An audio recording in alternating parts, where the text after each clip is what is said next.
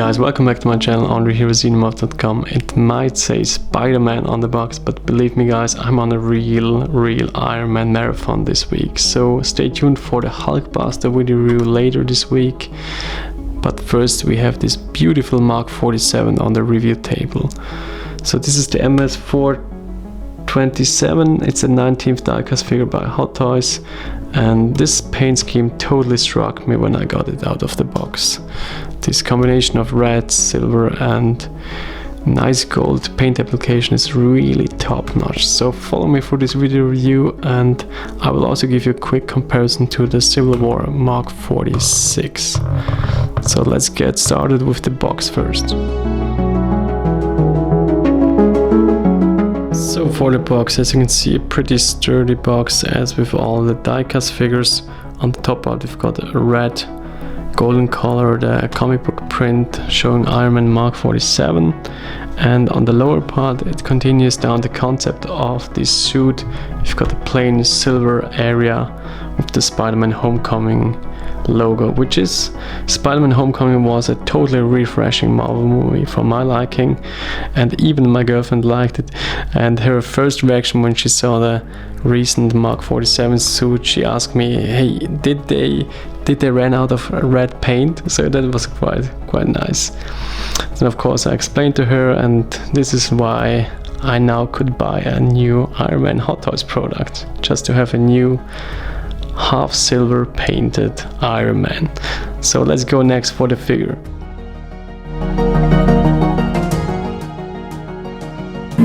Here we go, Mark 47 out of the box. Let's hit up the switch and show this nice suit in all its glory, and pan down to the accessories first. So Hot Toys really packed this box with lots of accessories. I will show you everything in detail. Here is this mini Repulsor drone. We got an empty helmet. We've got this nice glasses here. We've got different replacement hands, replacement armor parts for different weapon systems like the rocket parts here, and of course different blasting effects. Also here with the hands on them. And then of course a nice throw in is this clean Robert Downey Jr. head sculpt.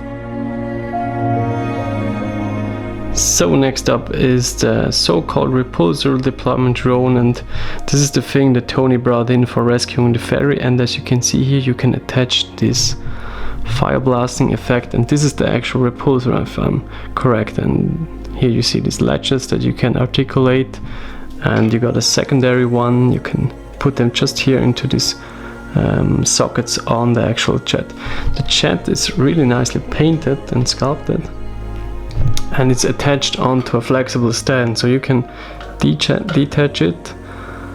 And now the cool thing is it's totally made and built into the normal classic stand. So this is how it works. You can actually remove the crotch grabber, and in there is a little slide. So this little slot here is meant for actually placing the crotch grabber inside, so you can display the figure and the display accessory. So pretty neat idea. Alright, and here's the figure on its base, and behind it the new drone accessory. Cool idea by Hot Toys, definitely cool. But they missed out on an opportunity here. So in the movie Homecoming, he was flying all the time, so why didn't they include a flying stand for Iron Man himself? That's a bit weird if you ask me. But if you're a real Hot Toys Iron Man collector, probably you already have a spare flying stand for a diecast figure. But yeah, that's a cool look, so I will give you an action pose at the end of this video. So let's go into a wider angle to show you the full beauty of this latest Mark 47. And it's really striking how these silver looks play with the reds and the golds.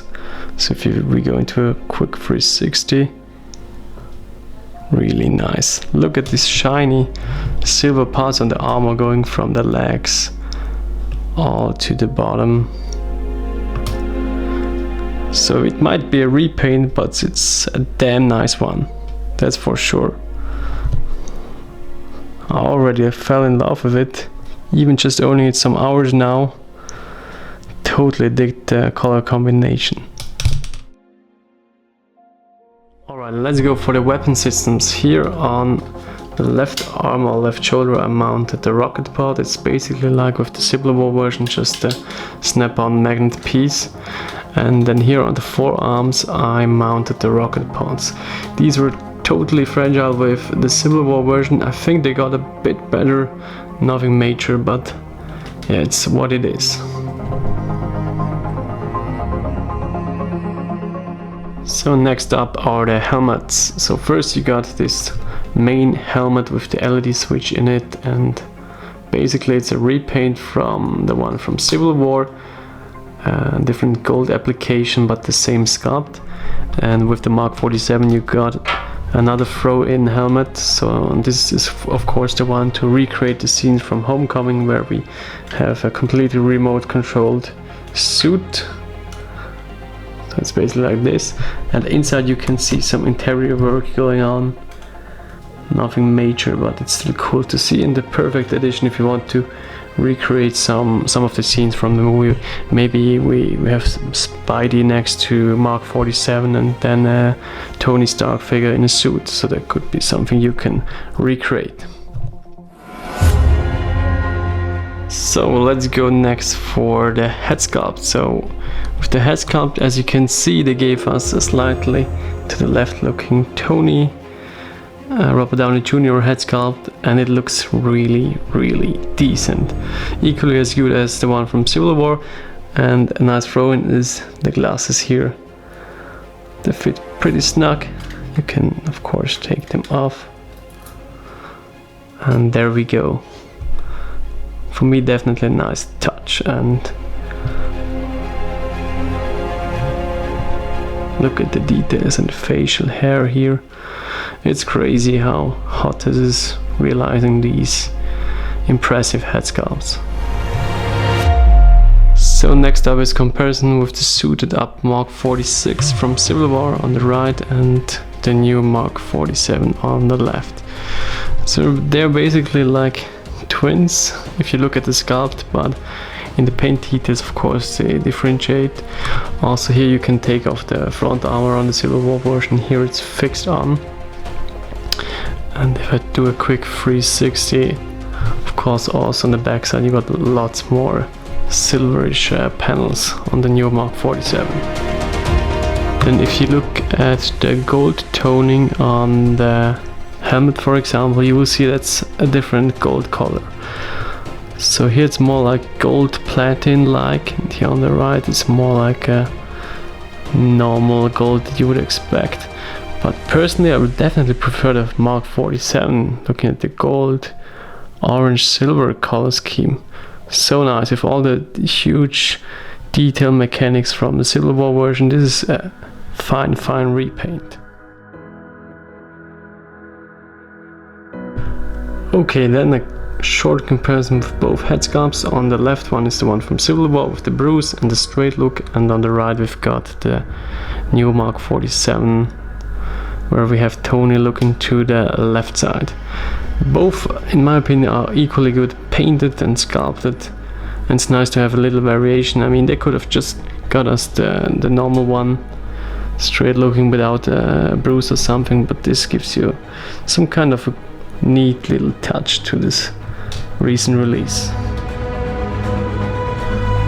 Okay guys, so final post in this video review, we've got the Mark 47 with the Repulsor drone deployer system over his right shoulder. So this is quite a unique look actually, and you definitely can recreate some of the scenes from the movie. Of course a flying stand or dynamic stand for the figure itself would have been cool, because I mean in the scene in the movie he's mainly flying around the ferry and doing some rescue stuff. But overall pretty heavy with this release. It's merely a repaint of the amazing Civil War Mark 46, but overall nice additions. I think if you try to get your Iron Man collection complete, or you're a fan of the Homecoming movie, this is a good release. So I hope you enjoyed this video review. See you next time with the Hulkbuster. Bye guys, have a good evening.